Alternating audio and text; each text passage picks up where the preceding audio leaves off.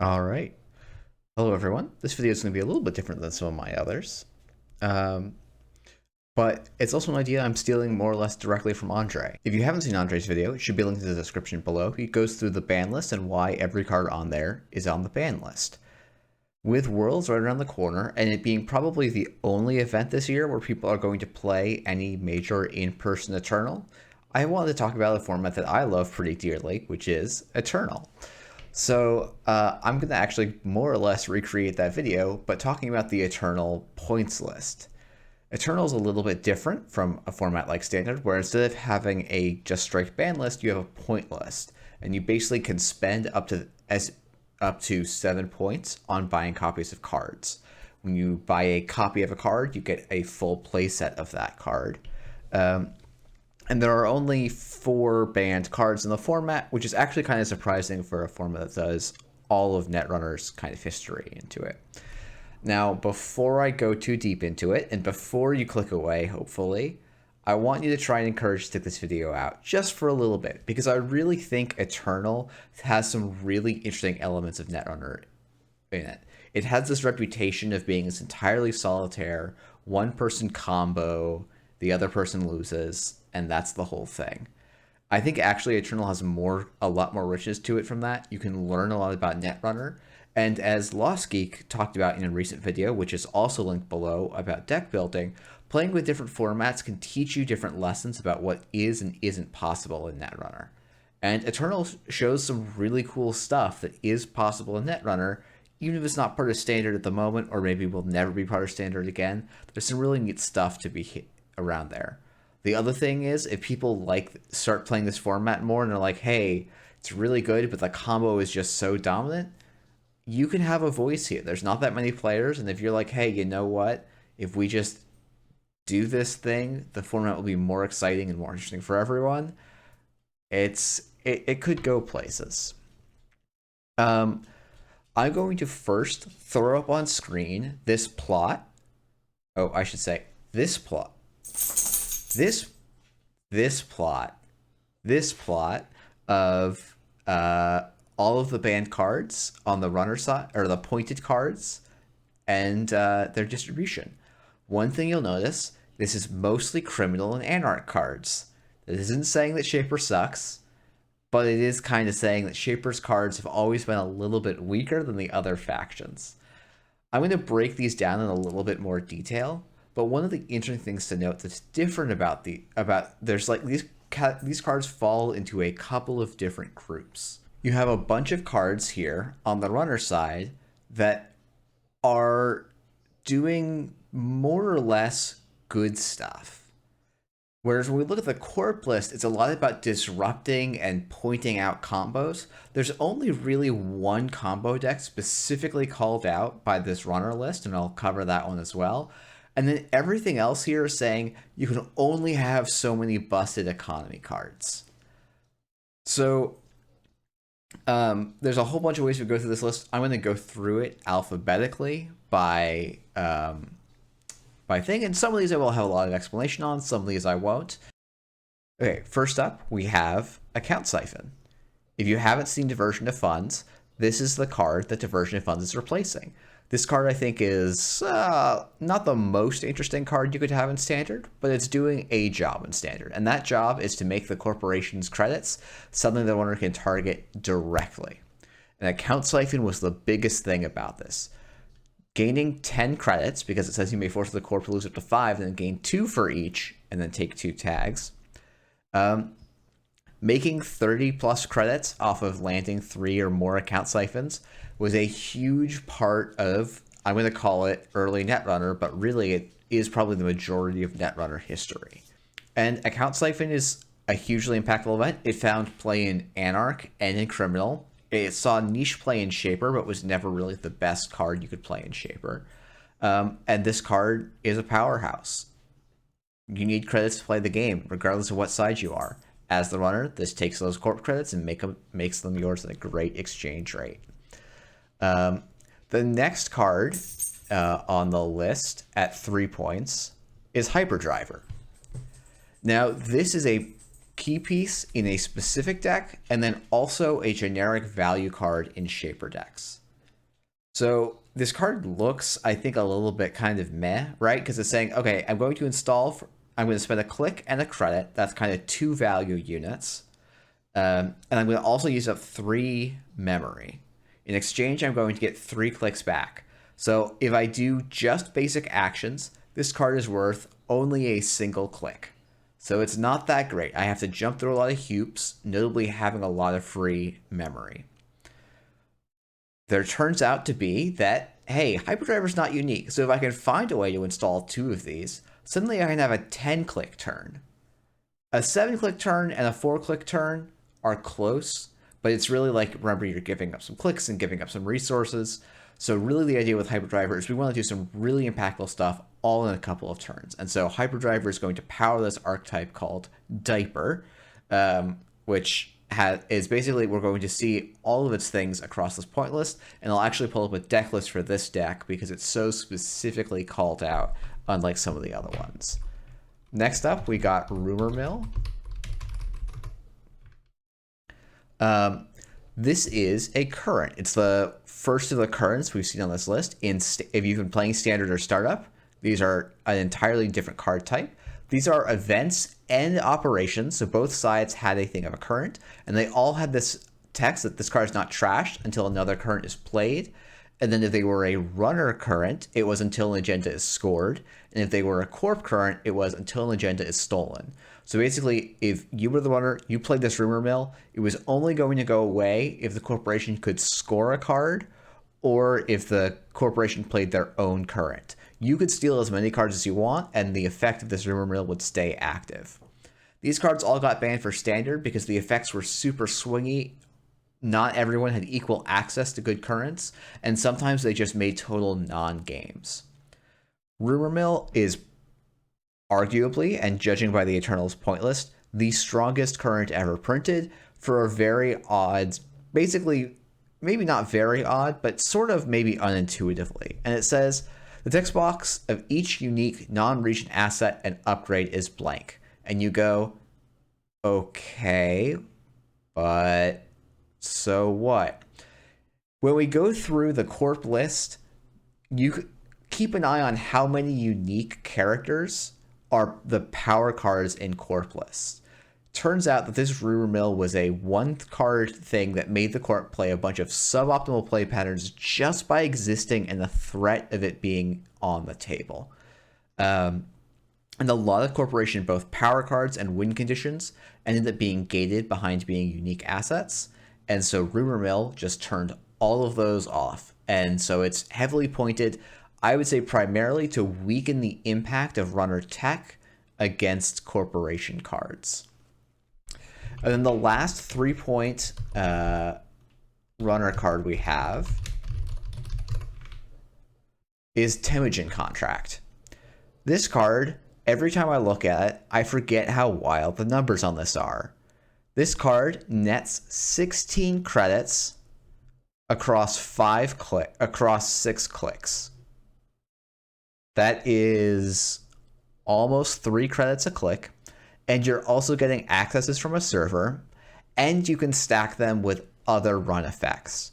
So Temujin Contract, for a long time, Temujin Contract was probably the card that took me from playing entirely janky decks to playing janky decks that could sometimes win games, because it turns out when you spend 6 influence on a smoke list and suddenly make 60 extra credits over the course of a game, you're going to do okay. And so this card is just one of the craziest single card econ, and then its synergy with other cards take it just through the roof to a pretty astounding degree. Next up, we got Blackmail. This is our first 2-point runner card, and this card, especially if you've only started playing Standard in the Midnight Sun era, maybe it looks a little bit innocuous. Not that many corps take bad pub. There's basically no good runner cards that generate bad pub, with one notable exception, which is Valencia Estevez, which is the corp starts the game with 1 bad pub. And so you might go, okay, so 3 times a game, the corporation can't res ice. Well, when you have a larger card pool, there tends to be more ways to play and recur events. And so there were entire decks that were built around the idea that the corporation would actually never get to res any ice, and the runner could make lots and lots of runs by playing cards like Same Old Thing, which is a very old card, a click, play an event from your heap, paying its cost. They could play Deja Vu, which we'll actually come back to because it's another pointed card to pull blackmail back into their heap. And they could hit another pointed card that we'll get to in a little bit called DDoS. So the idea was that these blackmail decks basically stop the corporation from ever winning, and then usually had some other tricks to put extra pressure and tempo down on the corp, so that the corporation had to try and make plays to win, and then blackmail would let them turn all those win conditions back off. Next up, we've got Clan Vengeance. This is one of the later cards. A lot of the cards you'll have noticed are San or earlier, pointed in Eternal. There's going to be a couple of Flashpoint cards that are pointed in Eternal as well, but a lot of the really high power cards that end up getting pointed were sort of San and earlier, though as I say that, a lot of the one-pointed cards are from later cycles. But this card is pretty good, not on its own merits, but because the Anarch card pool has a lot of cards that have damage as a cost to do something good. And so suddenly, you turn that damage as a cost into even more good stuff. A notable thing about Clan Vengeance, right, is whenever you suffer any amount of damage, place one counter on Clan Vengeance. So if you take 2 damage at once, it's only a single counter on Clan Vengeance. But if you take 1 damage twice, that would be 2 counters on Clan Vengeance. And then as a trash can, trash 1 card from HQ at random for each power counter on Clan Vengeance. So it's not that hard to end up in a scenario where you get 4 counters on Clan Vengeance, the corporation does their mandatory draw, and then you pop Clan Vengeance and wipe out their entire hand. And now you've basically just nullified their entire turn, and you probably got forward acceleration while doing it. The other thing that this card does really well is disrupt combo decks, because they usually revolve around playing a bunch of cards in sequence from hand, and Clan Vengeance says, oh, I hope at any point in this sequence, you're ready to lose a bunch of cards from your hand. Next up, we have what is a lot of people's favorite card, or one of their favorite runner cards, which is crowdfunding. This card has a lot of text. It is a champ card. Champ cards often have a lot of text, and there's more. Actually, there's definitely. Is this actually the only champion card that's on this list? That can't be right. Wow, that's actually kind of impressive. All right, so this is crowdfunding. It is a 0-cost resource, and it says place 3 from the bank on crowdfunding when it is installed. When there are no credits left on crowdfunding, trash it and draw a card. So by default, this is basically a sure gamble's worth of value, but it's going to take some time to drip out. Because it says when your turn begins, take 1 from crowdfunding. And then it says when your turn ends, if you made at least 3 successful runs this turn, you may install crowdfunding from your heap, ignoring all costs. Now you'll note this is not unique. If you can get 2 crowdfundings in the heap or 3 crowdfundings in the heap and then make 3 successful runs in 1 turn, oh, you get to install as many of them as you have in the heap. The ignoring all costs is basically to cover a card that we'll talk about later, which is a corporation current. And this card's actually a lot of fun to play, but a little bit too high power for standard. It's a lot of fun in Eternal. I don't know that it's actually game-breaking in Eternal, but I will show you a deck later that uses crowdfunding, and I think really benefits from it and is quite good for having it. This is just a card that is infinite economy that often ends up being slightly better than basically any other option. And so when this was in the meta, you saw a lot of runner decks paying 12 influence to play all 3 copies of this. All right, next up, we've got Data Leak Reversal. This card is one of this card, along with Account Siphon, start defining one of the 2, like, right. So we see cards like crowdfunding, Temujin Contract, even Account Siphon are sort of pointed so that you can only have so many of these really high power economy events in one deck. This data leak reversal pointed is starting to say, hey, you can actually have so many of these tag runner cards that care about tags, or what's often called the tag me archetype. And Data Leak Reversal was more or less the card that created the tag me archetype as a viable way to go and win the game. The idea was you can install this Data Leak Reversal, and then if you're tagged, Data Leak Reversal gains, click, the Corp trashes the top card of R&D. And so you could, in the right board state, have it set up so you could just go click, click, click, click, click, and click, click, click, click, and trash the top 4 cards off of R&D.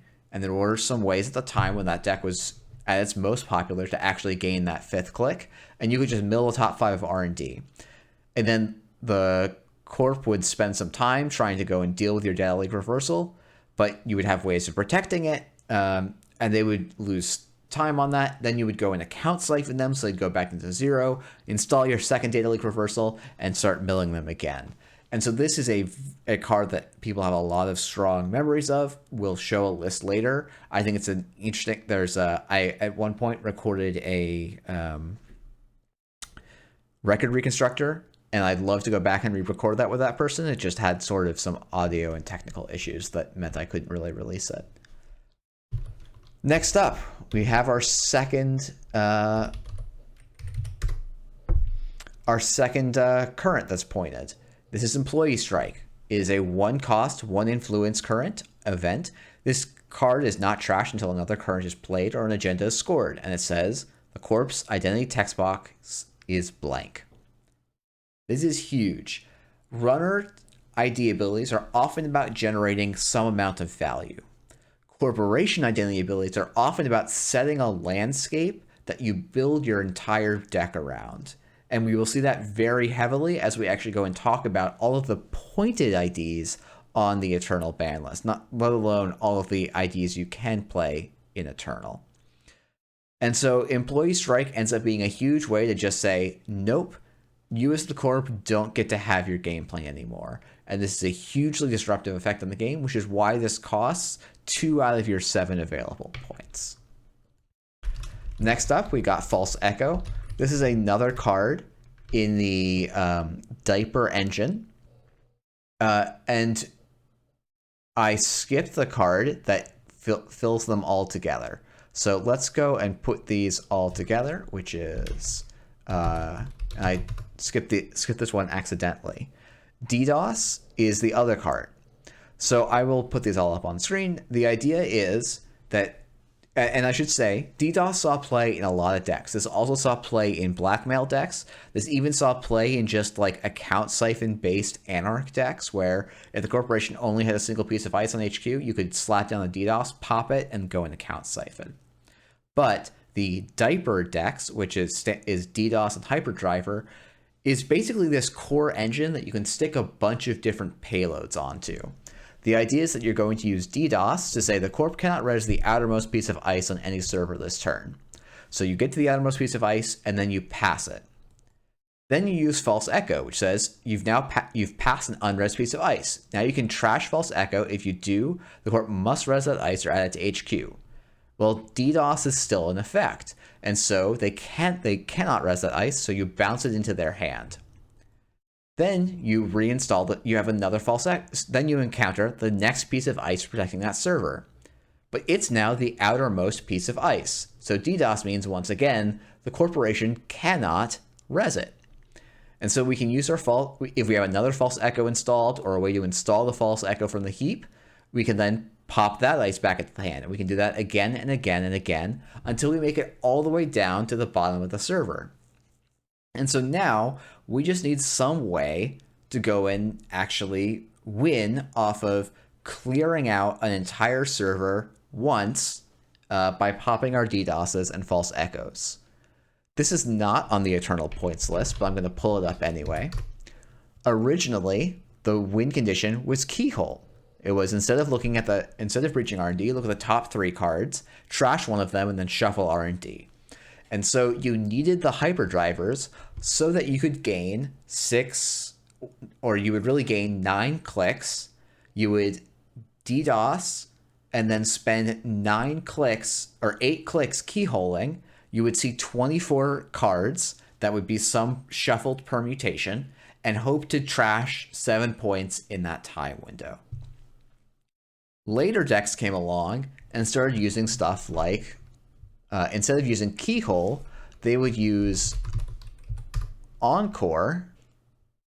Oh, where are we? And Apocalypse.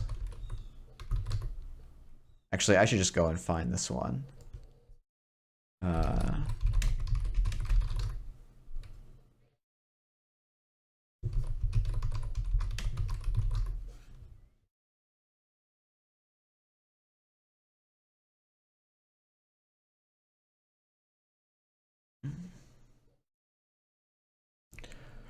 So you would have decks like this one, Cold Ones, that would use Apocalypse and Encore to trash the entire board and then take a bunch of extra turns with Encore, and then they would just use Equivocation to kind of like see 2 cards on every run, and by having 3 extra turns, you would eventually win the game. You had some other, like, and you had, in addition to the hyperdrivers, you'd have some other cards to kind of keep this powered up and going. The original Diaper, this is maybe not the, this is not the original Diaper, this is a later version of Diaper. But once again, we see Keyhole, we see some Apocalypses, we see this Out of the Ashes combined with hyperdrivers and equivocations and all sorts of tech like this. So the idea is that basically in Eternal, your whole point suite is 2 points on DDoS, 3 points on hyperdriver, and 2 points on false echo. So if you want to build this list, and I have and enjoy playing Cold Ones, you know, these sorts of combo-y style lists in Eternal, you are a huge glass cannon. You can pack none of the other pointed cards in Eternal, and all 3 of these pieces are effectively fundamental to the entire archetype. That may be becoming slightly less true, but not that much less true. This is the one like call out of like, this is a specific set of decks. I'm going to put links for these decks in the description.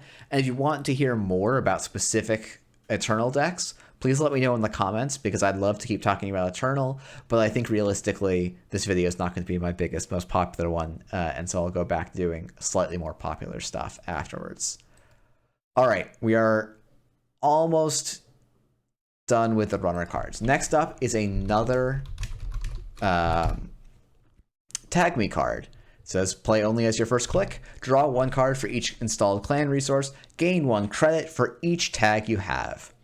This is a wild card for Tag Me decks, basically regardless of what they're doing. The first line of draw 1 card is basically irrelevant, but gain 1 for each tag you have is immense. This is 2 points. We're going to see another piece of this, that counter surveillance, that is the other 1 point. Actually, I will just, yeah, I'm going to try to not jump around.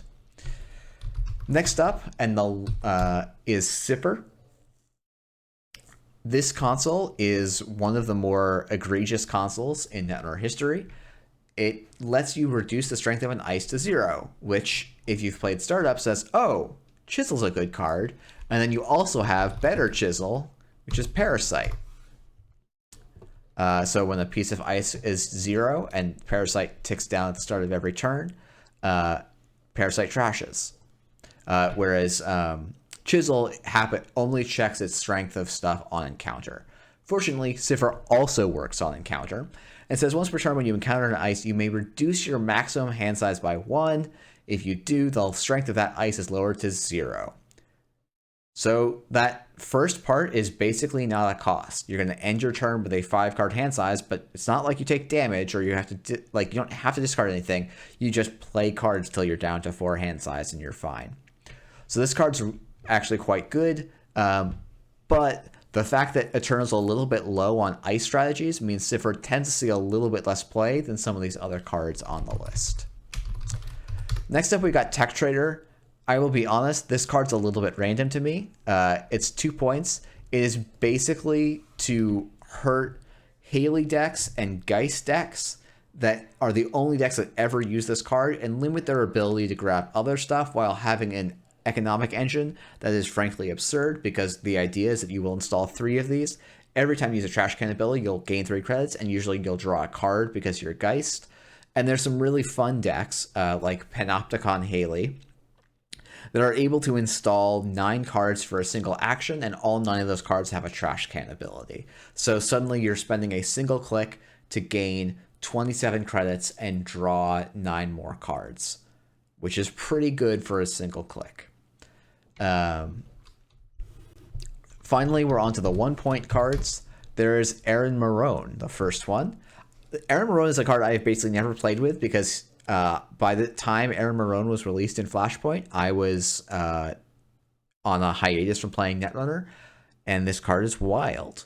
Whenever an agenda is stored or stolen, place 2 power counters, and then remove a tag and draw 1 card. I think this card can read kind of whatever, but there's 2 reasons this is really good. A, in Eternal, there's a lot of tag kill decks, and then the other thing is against the non-tag kill decks, you're still just drawing cards with incredible tempo when you find Aaron Marone. So next up, we have Amakua. This is a card familiar to anyone in Standard. It is probably the best AI breaker on the ever printed. It just synergizes so well with run events, which is more or less what every faction is trying to do. Like, the game is called Netrunner for a reason, and the game rewards running, and Amakua makes it easier to keep running. Next up, we got Blue Moose. This is another of the just kind of generic good stuff cards. It is a daily cast that you install once and works forever and costs you nothing. Removing cards from in your heap from the game is generally not a cost, and even if you are recurring your whole deck, which is a thing you can do in Eternal. For those of you that don't play a lot of Eternal, look up Levy AR Lab Access. I guess I'll pull that up on screen real quick. Even in this case, there's cards you're not going to want to see a second time, and so Blue Moose just gets rid of them. Blue Moose is very firmly in that category of good stuff cards that are pointed so you can't just run all of the good stuff. Next up, we have the last dedicated Tag Me card, Counter Surveillance. This card is in Standard. It says, click trash, make a run. Is successful instead of accessing, pay X credits to access up to X cards from the server if able, where X is the number of tags you have. So you get 10 tags, you see 10 cards off R&D, provided you can pay 10. Oh, what's that? Mars for the Martian said, gain 1 credit for every tag you have. So that problem solved, and we're gold. Fantastic. Next up, we have Deja Vu. This card does a lot in a bunch of different types of decks. I would expect to see it quite a lot if you play Eternal. It is 1 point, so that you don't see it in basically every deck. But just recurring any type of card or 2 viruses is really good. If you want to play Noise, which I think is a deck you can force to work in Eternal, Deja Vu, you'll use it for 2 virus cards. Everyone else will use it to grab the best event from your heap and play it over and over and over and over again. So it's a good one. Film Critic, one of the other tech cards. This is sort of like the rumor mill and employee strike philosophy, where this is a tech card that if it didn't cost points would automatically go into every single runner deck, because this card beats basically every single bad agenda in the game except Project Vacheron. Because Film Critic triggers before most other triggers that Corp agendas will have on them. So it just will safely tuck the agenda away onto it, and then for the low cost of 2 clicks, you just move it into your score area. So Film Critic would just be ubiquitous. It's pointed so that it's a little bit less ubiquitous. Hacktivist Meeting is the final current runner side. And it just says it's an additional cost to res non-ice cards. The court must randomly trash a card from HQ. This is on the list, I think, primarily because Eternal players love assets. They love them so much, and this card makes you so sad. It is a good generic current that every single Anarch runs if they cannot run Rumor Mill or Employee Strike because they have already spent their points budget or influence budget. So this is just a really good card. Especially with how asset heavy the meta is. Snitch. All right, this is a hard one. I have to explain why it's on here. I will maybe try and come in with an edit later. I think generally the idea is there's a bunch of expose synergies in the card pool. You have cards like Zomba, you have cards like Au Revoir, that allow the runner to exploit and then stuff like Amakua that allow the runner to exploit these really powerful expose engines and can just steamroll the corporation. And so that's why this is on here. Next up, we got Zero. Zero is a self-damage value card in Anarch. Again, a lot of the points in Eternal on the runner side are about limiting the amount of value you can pack into a single list. And this combos very well with Clan Vengeance, the card we talked about, or I talked about earlier. And is just generically quite good. Basically, instead of drawing a card, you're gaining a credit and ditching a card at random from your hand to gain 2. Most of the time in the Anarch deck, you have lots of redundancy, and this is just fantastic. Okay, we're going to go over to the Corp side. So we're halfway there. I'm going to have to be a little bit faster, obviously. I am going to quickly shout out Accelerated Beta Test. Accelerated Diagnostics, the one banned card. I'm not going to talk about it at length because you will not see it, but the idea was that this enables a bunch of combo pieces because there's a bunch of ways to stack the top 3 cards of your deck in a particular manner with operations, and then just do completely insane things. But the first card, and maybe the most important card in all of Eternal, is Estelle Moon. This card maybe looks innocuous to you. Maybe it brings back terrible flashbacks. This card is just straight up gas, and you basically are seeing it in, I would say, 60 to 80% of corporation decks. Some people have asked that it get moved up to 4 points, so you have to really think about Estelle Moon. I think it probably makes more sense to bring other support pieces up or give them points and stuff. Though that ends up being a soft ban on those cards rather than Estelle Moon, so I'll let you all debate that in the comments.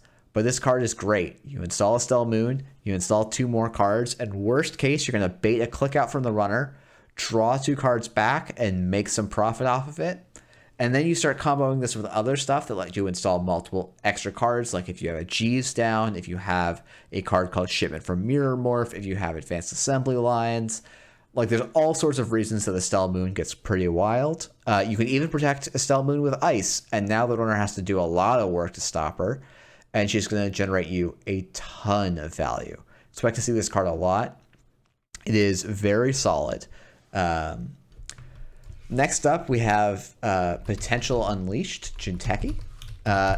This ID is banned, I think, because primarily the people that are in charge of it don't like this ID, and I have to admit I am on their side. This ID just basically takes the game of Netrunner and says, nope, we're going to play Stack Runner. If you have a big enough stack, you win the game. If you don't, you lose. Basically taking every net damage and turning it into 2 net damage when you have guaranteed ways of dealing net damage in Jinteki is a little bit rough. And so this is at 3 points to try and hobble those sorts of decks whose only goal is not to score out points, but just basically grind the runner until they have no cards at all, and then either flatline them or start scoring Opokatas extremely slowly. The final 3-point card is Mumbad's City Hall. This card is great. It searches R&D and installs it or plays it. So it is click compression. It's drawing you a card and playing it. It also says it is limited to alliance cards. The problem is Alliance cards ended up being, by and large, some of the strongest cards printed in the game for a little while, and they are still some of the strongest cards if they were legal and standard. Some notable ones include Jeeves. They include Consulting Visit. So they include Consulting Visit. They include Mumbad Virtual Tour. And they include Mumbad Temple. Is it just Mumba? It is just Mumba, isn't it? It's going to be... Oh, okay. Mumbad Virtual Tour and Mumba Temple. All of these are Alliance cards, and there's also good Alliance cards in NBN. Not so much at Jinteki, but that's, you know, that's pretty normal for Jinteki. And so this card just goes, tutors them, and finds them out of your deck, plays them in that same click. And that's just a ton of really good stuff. The other one, and the one that's actually also on the list, is, you know, I should never live type. Museum of History.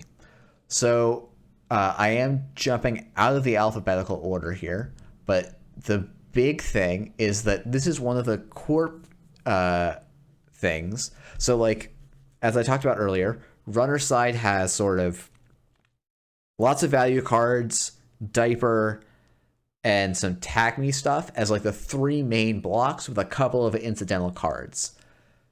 Corp Side is a couple of high value cards, stuff like Estelle Moon, net damage grinder decks, like Potential Unleashed, whose sole goal is just grind out the entire runner stack. And then it has what I'm going to call prison decks, where the goal is you are going to flatline the runner eventually, but you're really just trying to set up this board state where nothing the runner can do is actually going to advance their board state. And Museum of History was a big card in a lot of those decks because it lets you shuffle a card from archives into R&D at no cost. There's no unique diamond on this printing. That's because it got errated to have this unique diamond. Originally, when this card was released, you could have 3 Museums of History all going at once. But the idea with Museum of History is that if you can find a way to protect this asset, and there's a bunch of ways to do that, you don't run out of cards anymore as the corporation. And you can discard agendas a lot more safely because you can shuffle them back in, especially if you're protecting archives. And you have more tools to protect archives in Eternal. Like, there's all these things. And so the idea is you're just going to slowly build up this board state until eventually the runner is not able to trash any of your assets, not able to run your centrals enough to win the game, and you will find some way of dealing a killing blow. And Mumbad City Hall helps you accelerate into those board states by finding you pieces like the Museum of History straight out of your deck. So these sort of clump together, and then we're going to see some of the other cards, like actually the first one on the 2-point list, which is Bioethics. So this is a political asset. I think all of the political assets except Wayland's end up on the Eternal Points list. The idea behind these is that you can't protect these with ice. Turns out there's a bunch of cards that mean you don't need ice and you do not care. So this says when your turn begins, do 1 net damage. This is not here actually for the grinder list by and large. This is primarily here for the prison lists, because one of the ways those prison lists get ahead is they eventually get a couple of bioethics associations just ticking away, and you have to, and they're protected by a variety of cards. And you will eventually just get ahead of the runner that way, and you'll keep shuffling these back in as they try and trash them with those cards like Museum of History. Next up, we got Cerebral Imaging. This is a card, as Lost Geek talked about in his video. Again, if you haven't checked it out, it's linked below. It is a better video than this one, and that is more thoughtful. This ID was initially panned when it was released because you're going to get account siphoned a lot in this ID, at least when this ID was released. But as the card pool got bigger and bigger, and there became more and more operations that let the corporation gain a bunch of credits and draw a bunch of cards all in a single slot, and we're going to talk about at least one of those here. This idea became absolutely wild. You could have like 20 card hand size, and then all of a sudden, the world is your oyster because you can play any arbitrarily complex combination of cards to go and win.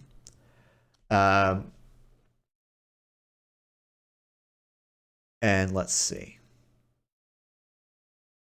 This card is half of the reason that Accelerated Diagnostics got banned, and has at least 2 major archetypes in Eternal, one of which is called Brain Rewiring CI, and the other of which has been called generally CI 2+5. It used to be called CI 7, but without, where the idea was you could score all 7 points in a turn. With Accelerated Diagnostics ban, that's not really practical, and so most of the time you're just going to be scoring 2 points, a particular agenda on one turn, and then the rest of your points on another turn for an absurdly low amount of credits, but a lot of operations. Next up, we got Friends in High Places. This is a prison card, and it's a 1 influence prison card, so everyone can play it, so it's instead 2 points, so they have to think about if they're going to play it. Install the 2 art cards from Archives, paying all install costs. Yeah, if they were ice, we'd care. If they're not ice, they're free. Bop, bop. And just turn back the clock on the whole game. Very, very good card. Next up, we have one of the cards that helped define the prison archetype for a long period of Netrunner. I think you can do a couple of things with this in Eternal, but the idea of Industrial Genomics is the trash cost of each card is increased by 1 for each face-down card in Archives. For those of you who are playing more recently, this is somewhat reminiscent of Restoring Humanity, a card which gives you 1 credit if there are any face-down cards in Archives. Industrial Genomics is the much, much more powerful older cousin. The big thing that enables Industrial Genomics, and this is me jumping around and I apologize, are these 2 1-point cards, Shock and Breached Dome. Both of these cards say when the runner accesses them, while Breached Dome says do a meat damage, trash the top part of the stack, and Shock says do a net damage. Both of these traps trigger from Archives, which is pretty unusual for a trap. Stuff like Snare will say activate this ability only if this card is not in Archives or things like that. So the idea with Industrial Genomics is you would draw up a bunch, you would dump your Shocks and Breached Domes into Archives, and so now you might have 4 cards face down in Archives, and if the runner wants to check it, they're going to take a bunch of net damage. And then they can go and trash your stuff for cheap, and then you just keep drawing up, dumping more stuff, and those Shocks and Breached Domes are going to stay in Archives, costing the runner more and more and more cards each time. So Industrial Genomics was one of the premier, and still is to some extent, one of the premier kind of prison identities in Eternal. Next up, we have Jackson Howard. If you've been around for any length of time, you have probably heard of Jackson Howard. It's the older cousin of Spin Doctor. Jackson Howard is basically better than Spin Doctor. It's close, and there's some interesting times where Spin Doctor is arguably better than Jackson Howard, but Jackson Howard has a lot of flexibility, and shuffling back 3 cards rather than 2 ends up being a huge buff to a bunch of different types of game plans and decks. That said, you have to click Jackson Howard twice to draw as many cards as you would with Spin Doctor. So it's not until Jackson Howard's drawn your 3rd card that he's beat Spin Doctor in that manner, but he has some other upsides. He's worth 2 points because he's just thought to be a little bit better, and basically every corp would play him if they could. That was always how it was played, and so he's put at 2 points to try and balance the corp levels a little bit. I think if we discover that the Eternal meta is like 2 runner favor or something, Jackson Howard's one of those cards where you like take it down a point to then just give a minor boost to every corp kind of thing. We have another Jinteki ID. It's probably not coincidental that Jinteki has the most cards pointed, I think, of any faction, and is also performing the worst of any faction. MT Mkwindu says is a really fun ID that is, I think, probably never going to see play in standard again for good reason. It breaks a bunch of rules about the game. The most important one being you don't have to commit your ice as the corporation until the runner is approaching the server that you care about. This means that stuff like Manic Arm Skunkworks, Anoetic Void, Caprice Nisei all trigger before you get this ID ability, where you can then install another piece of ice. The runner then has to break that piece of ice and then deal with all those encounter effects again. Am I right about the Caprice Nisei? I actually don't remember. I'll have to look that up. Yeah, this ID is wild. It is very interesting, and it does a bunch of powerful and cool effects. But Jinteki doesn't quite have enough gas in Eternal, the way the current point list and runner text spread goes, to quite hit the mark. But this is definitely a card to keep an eye out for. Next up, we have Scarcity of Resources. This is the only current on the entire corporation list, and I am so glad it's here because this card is responsible for more non-games of Netrunner than I think any other card in the entire card pool.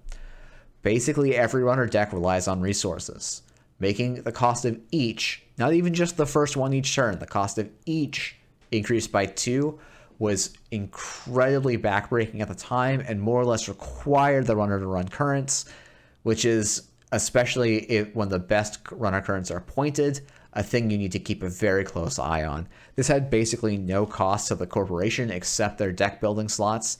It basically always paid for itself. So this card was just, to me, one of the biggest offenders in terms of current power level. All right, and our last 2-point card, and probably arguably the strongest or second strongest 2-point card, is Sensei Actors Union. This is another political asset. It's the second of the 3 we're going to see. And I think most people would agree this is actually the strongest of all 4 political assets. It says when your turn begins, you may draw 3 cards if there's no ice protecting the server. And then when you do, add 1 card from HQ to the bottom of R&D. So this is a super DBS. It costs less to res, draws twice as many cards, well, actually really 3 times as many cards, and it lets you bottom any card, not just from those 3. This card, the variance on whether or not the corporation got this card in their first turn was a huge deciding factor in the meta while it was around, and it's basically why it got banned from Standard and why it is heavily pointed in Eternal. It is still very much worth playing in Eternal at 2 points. A lot of decks, in particular NBN decks, will be playing a lot of Sensei Actors Union, and this card is why basically every NBN deck in Eternal is going to be an asset deck, because this card is that powerful. On to the 1-point cards, and we've covered a bunch of them already, so we're going to hopefully fly through these. 24/7 News Cycle. This is a combo piece that does a bunch of rude things, and you put it on this point list so those decks can't do everything. The big one to watch out for with 24/7 News Cycle is Breaking News. So 2 news cards. The idea is that you can forfeit an agenda, activate Breaking News, and now for a single click, you've given the runner 2 tags. That's very, very good. A lot of stuff is bad for the runner when they're floating 2 tags. Boom being an obvious one. Next up, we got Anoetic Void. This one I think should probably come off because asset decks, or Glacier decks in particular, Glacier Jinteki, are garbage. It does good stuff. It's obviously a strong card. It came out, I think, stronger than my guess is intended, but who knows? Next up, we've got Breaking News, the card I literally just pulled up, but I apparently don't remember how the alphabet works, so I closed it. Breaking News, a very, very good card. It goes in basically every NBN deck, whether they're trying to score and do stuff with the tags or not, because 2 clicks, or 2 advancements, 1 credit, and maybe does stuff in some cases. It's a really good card to include, so you want to put it at the point so that people don't get to include it for free. Breach Dome, we covered. Caprice Nisei. This is what Antibiotic Void was looking like. This has some other interesting interactions that make it even more rude.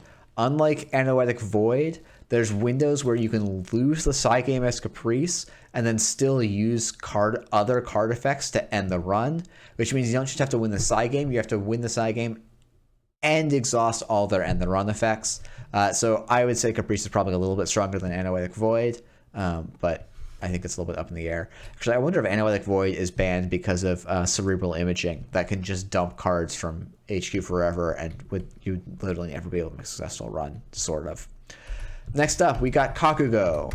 This card, I think if they were really trying to target just Grinder, could go up in points, and other techie cards could go down in points, because this card has never done anything that has, in my view, encouraged healthy Netrunner.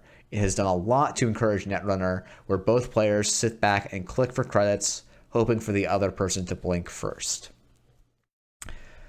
One of the new additions, to this list, is Mutually Assured Destruction.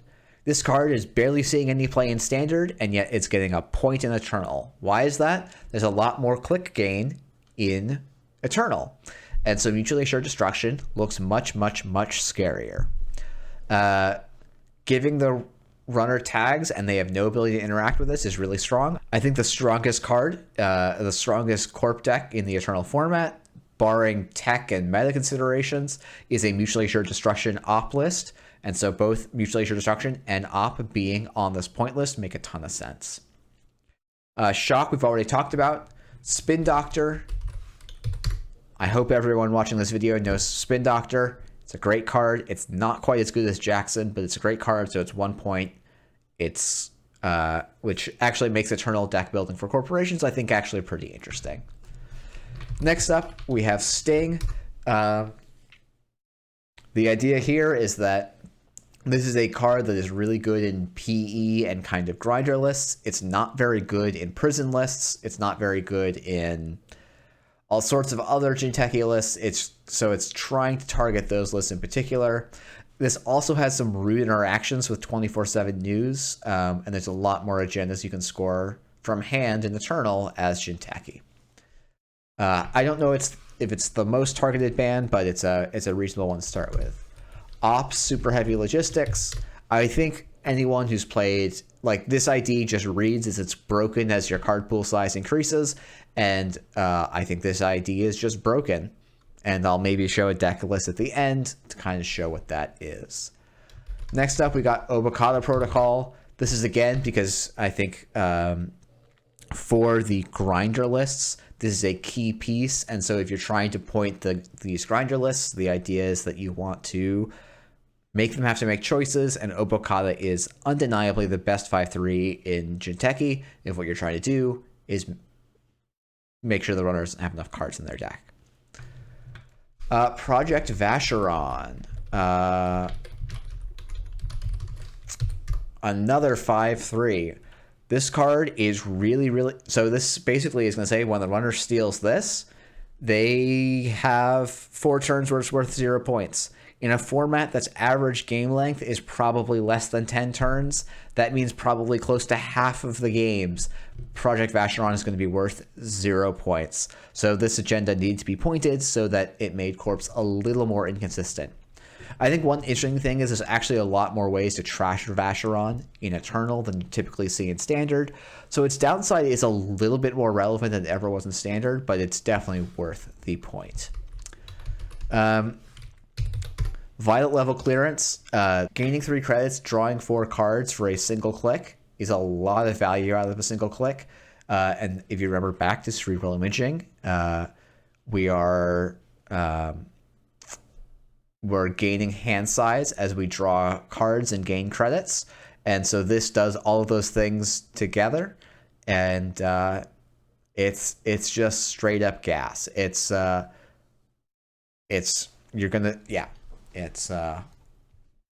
very nice to have in your deck and deserves to be on this list.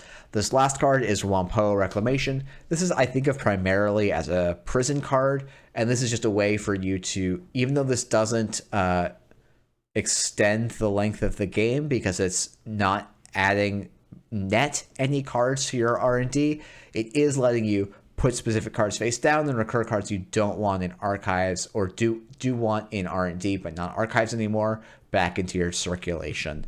And it's just a very strong card. Recording is at just about an hour. There's going to be a few minutes less than this, so I will very, very quickly share some archetypes. Actually, let me just go and pull them up. And I apologize that I'm going to probably just put names to these types of things in. And let you do some research. If you like this video, please, please, please let me know, and I can maybe justify doing a video on all of these different decks, and I will try and put some links to at least starting shells in this one. So we've got Museum of History Gagarin was probably pre-Midnight Sun, the deck I was seeing the most in Eternal. This was trying to set up some kind of boom combo kill. It had lots of weird tech and lines and things. It was I will definitely link in the description.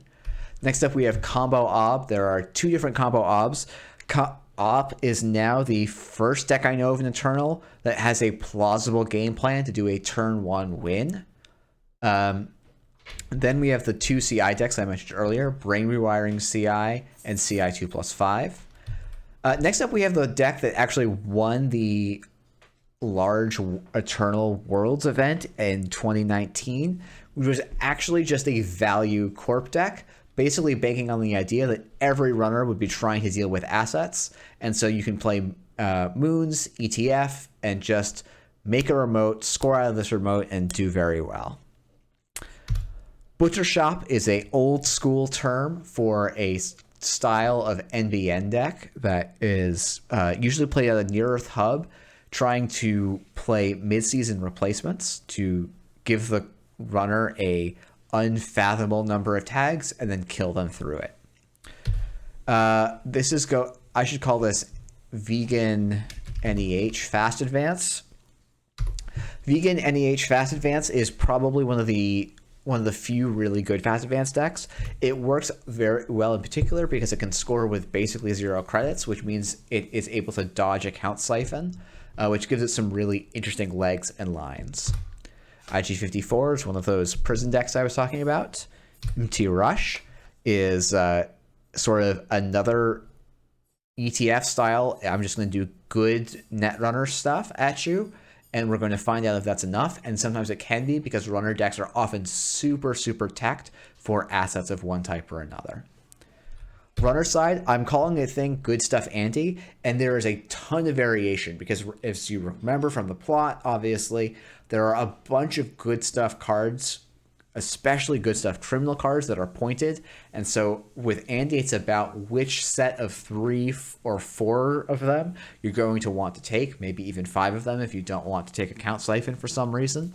So you'll look at Temujin, Account Siphon, Crowdfunding, Amakua, Employee Strike, Film Critic. Like, you're just going to take your mix of banned cards. You're going to add in some Desperados, some Dirty Laundry, some hedge funds, or sure gambles, and you're going to have yourself a deck. You'll usually use something like a medium as a win condition. Medium is actually a really, really good win condition in Eternal because a lot of Corp decks are pretty light on ice.